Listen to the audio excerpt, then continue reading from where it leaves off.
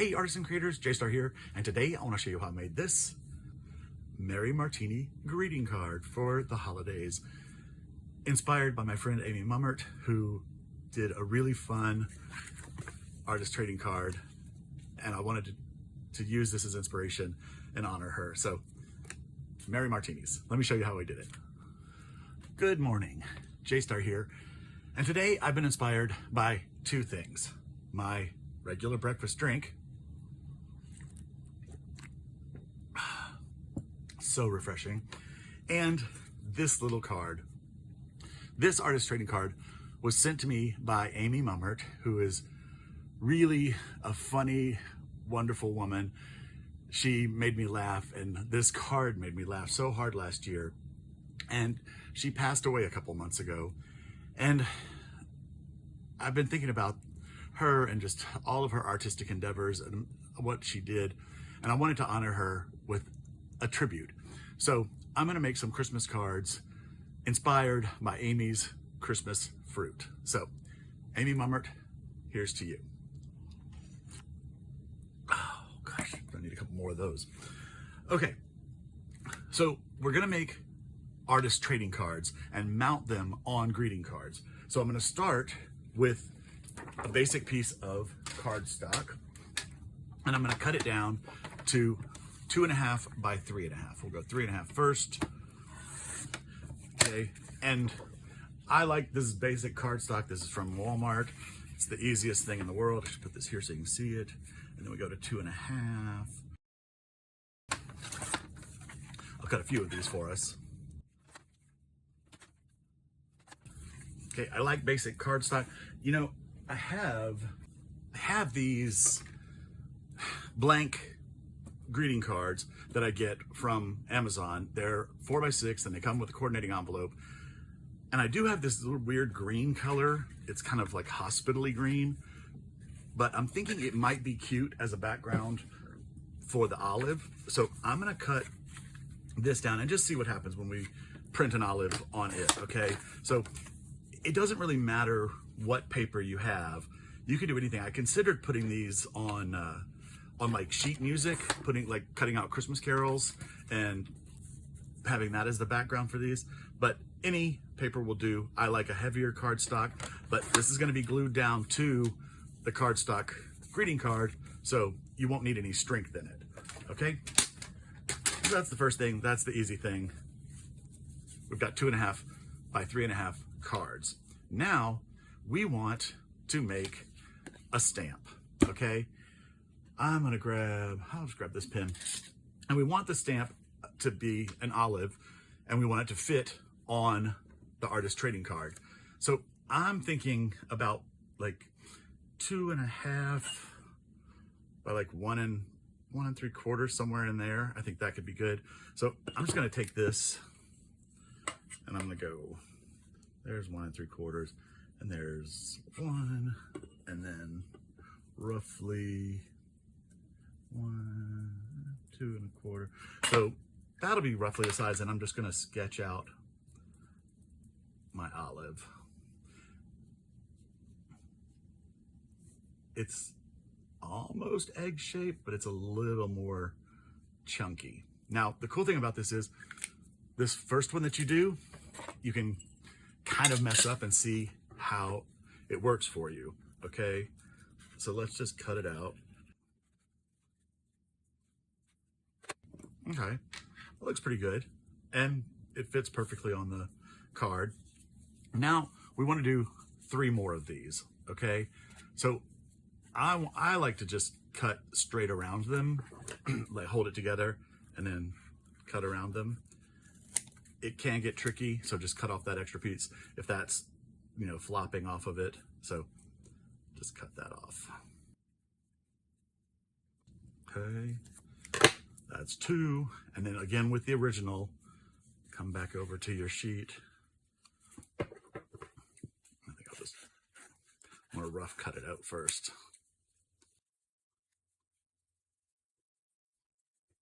Okay. I'm not gonna worry too much about that one. I think this is a really nice copy. And I'm just gonna kind of knock off those little pointy corners where, you know, square scissors don't make perfectly round shapes, just so it's a little smoother. But one of the things about this is the handmade quality. I love her original. It's just so simple and beautiful. So now we've got the 3 olives. I will cut this down, even though it probably won't affect it, but safety first. Now I want to put the olive hole in there. And I searched through my treasures and I found this was a dauber that lost its little sponge. So I threw it in my impressions bin of things that I think could make cool prints. And I think it's about the right size for this. So I'm going to go ahead and press it in.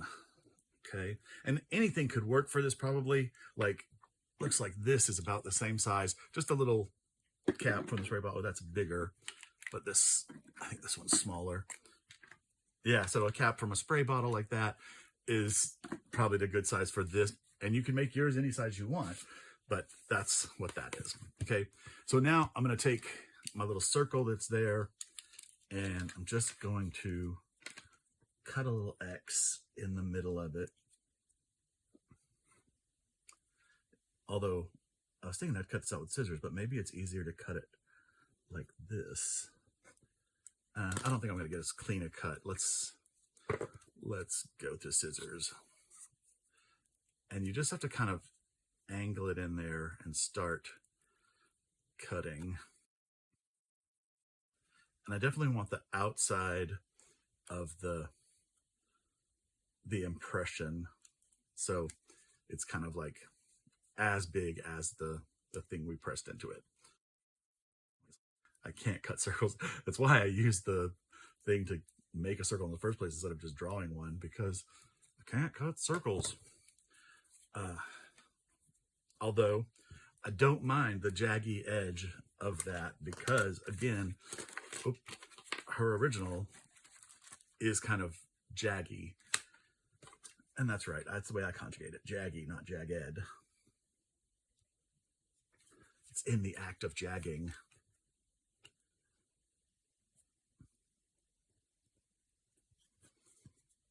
Okay. Okay, I think that's pretty good. And then I am going to take the second one, line it up again, and I'm going to kind of push this down through it and imprint on the second one.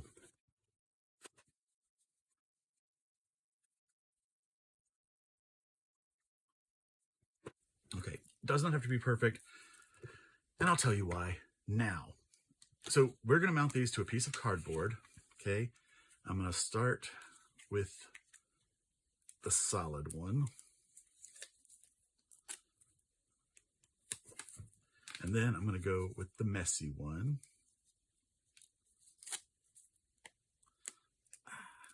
Piece didn't tear up. Oh, come on. Of course, this would always happens on camera. The sticky back doesn't unstick. Okay. And then I'm going to line that up on that one.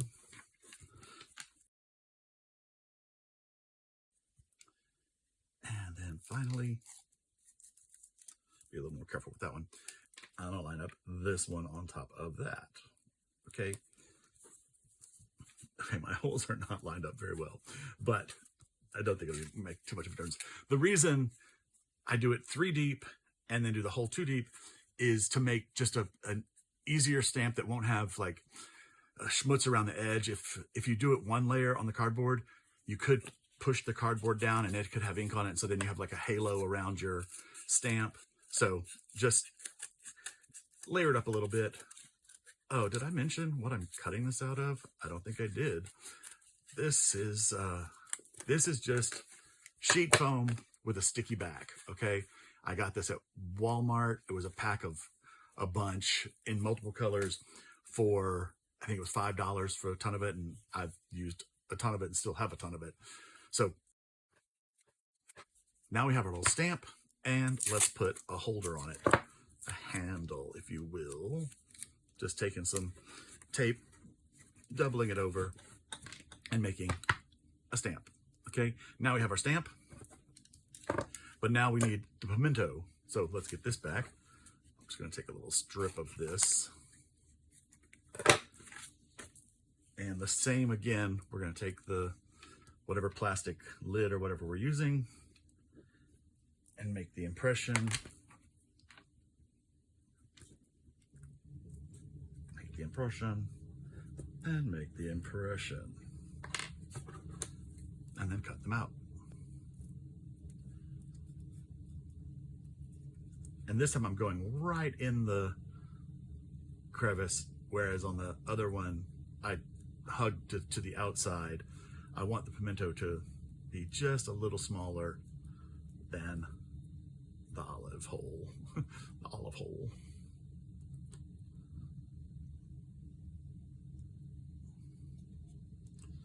Okay.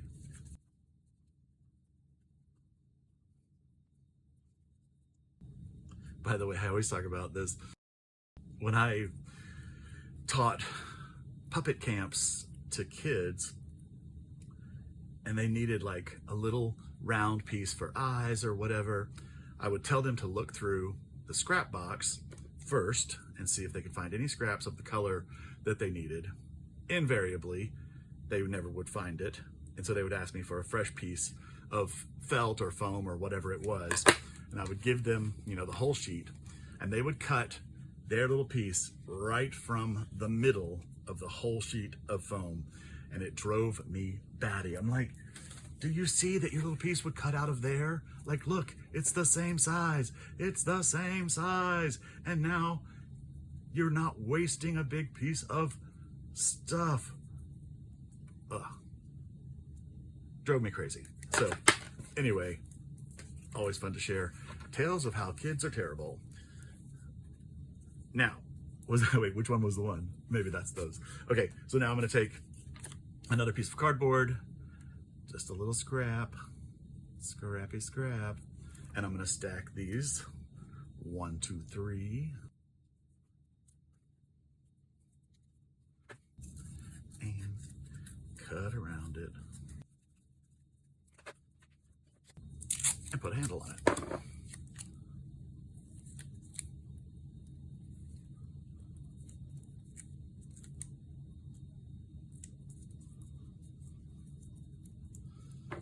And for the smaller ones, you can just trim off the excess, and that'll still be a big enough tab to pick it up by. Okay, so now we have our olive and our pimento. So let's stamp, shall we? I'm gonna grab one of the white ones, or some of the white ones. Save this one for later just to see, because it's a test. And I'm gonna get Distress Oxide, Rustic Wilderness, it's like a dark green, and Twisted Citron, it's a, you know, a limey green, to do this, and a vermilion. Now these happen to be the colors I have. Pick whatever colors you have. It is nice to have a light and a dark green, you know, an olivey green, and then maybe just a little darker for this, and then a good red, just a truish red. This one is just a little more like burgundy, blood red than red, but whatever you have works. You can also do this with acrylic paint. If you take the paint and just smear it smoothly on like a piece of glass or something, or, you know, piece of plastic or glass. I use glass from old picture frames as my palettes. Then you can press into that and stamp. It might be a little more gushy, like it might, you know, seep out from the side. So, you know, make sure that you kind of pat it off and then do your stamping, and then you'll have a cleaner stamp. But you can use acrylic paints. But for this, I wanted to use these inks, okay? And so for the olive, I just want to take the olive and I want to get it nice and loaded up, especially this first time, because the first time it may not get totally covered. In fact, as I always do with a new stamp, there we go, I'm going to do a test stamp. Okay, and that's pretty good. That's pretty well all over covered. It'll actually get better with time, but we're gonna stamp it up.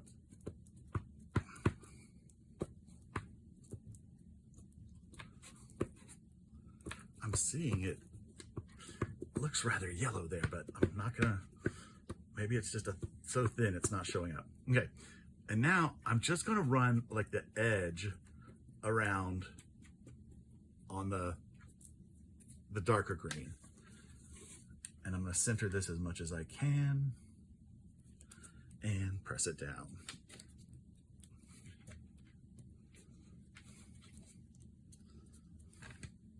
And voila, an olive. That looks pretty good. Almost looks like an avocado. Hey, do an avocado if you want. But now we're gonna take the pimento and get it nice and loaded up. I'm gonna do it over here again, tester run. Oh, that's perfect. And plop a pimento in it. And that is your Christmas olive. Look how cute. Oh my gosh. So we'll just do a couple of those just to get the idea cemented. Cover the whole thing in green, in the limey green, olive green. I like limier green for this because it's for Christmas, so it's just a little brighter green than an olive green, but you could do it in a real, you know, olivey green for a more realistic olive. Okay, going around the edges again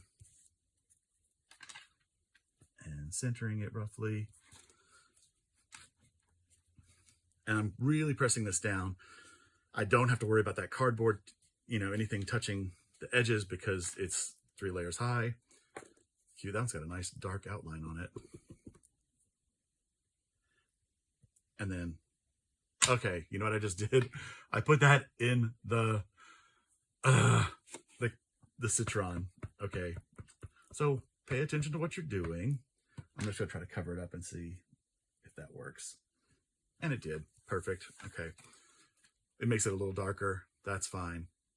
Let's try it on one of this hospital green colors. In fact, I'm gonna move this over here. Maybe I'll be more mindful on the next stamp.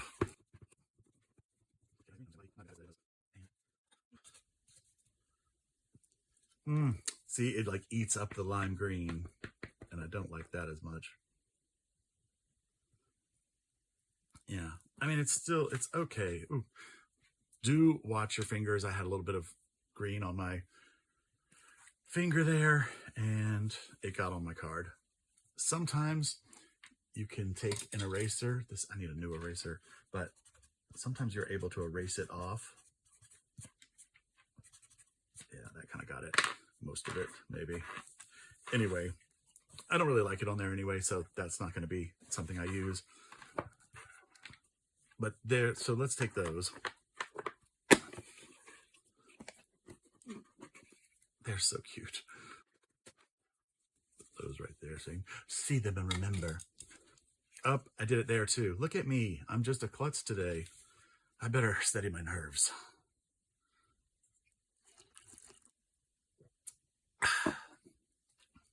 Okay.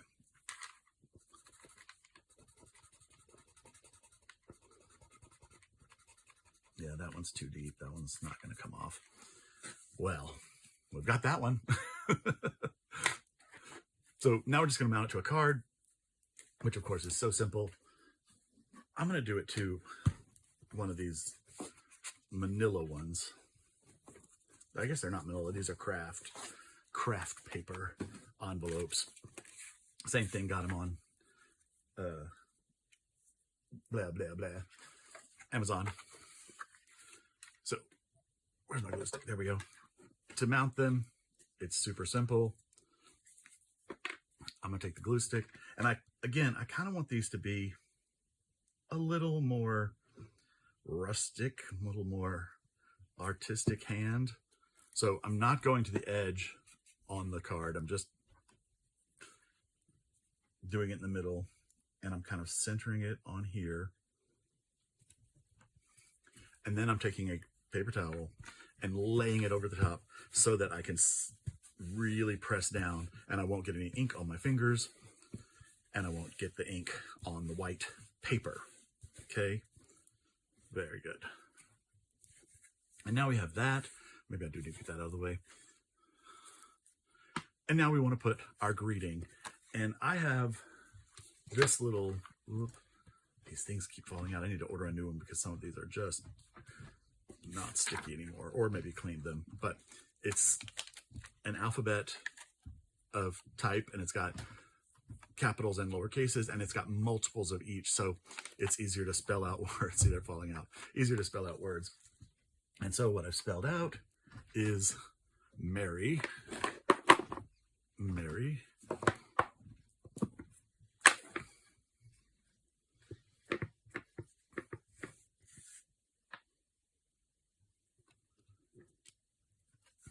And then I have MARTINI here, but I'm going to make that MARTINI with that R.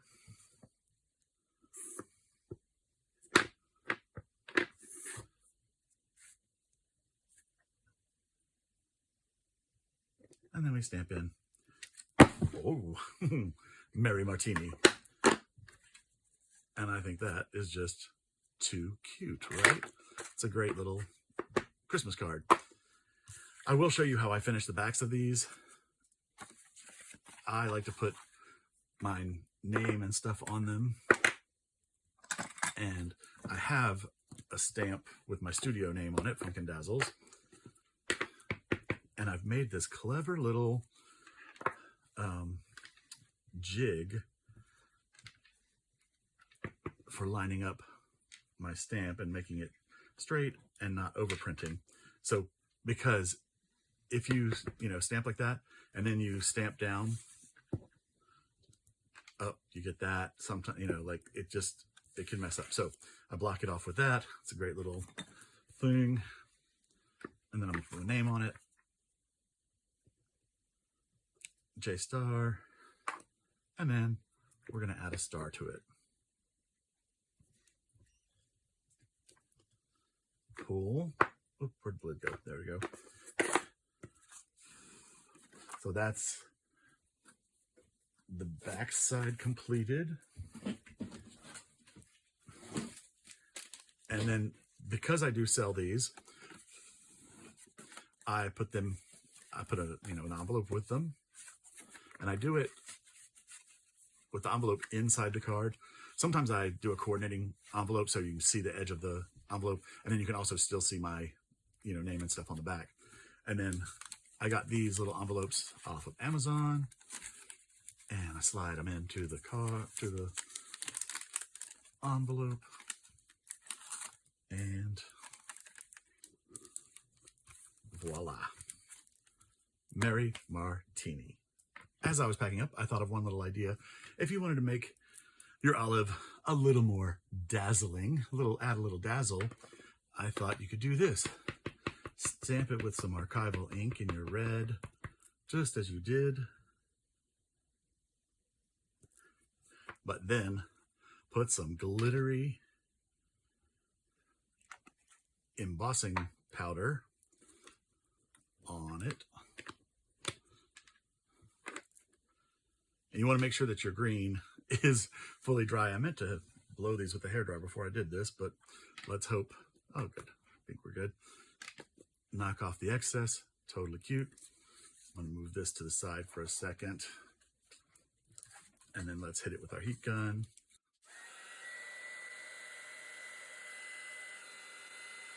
I'm actually going to add a little more to that.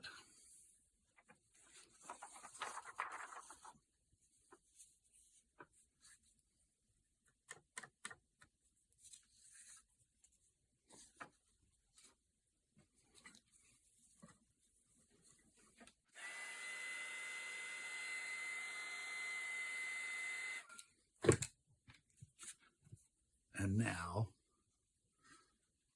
we have a very Mary Martini. Cool. And here they are, a couple of finished Mary Martini cards. This one has just the plain ink stamp, and then this one is the bonus add of the glitter. So Either way, they are super fun. I think anybody would love to get this for Christmas. Cheers, Merry Martinis, and to Amy Mummert. Thank you so much for watching my video. Please like and subscribe and leave me a comment. I'd love to hear from you. From Funkin' Dazzles, this is J-Star saying have a great day and keep creating.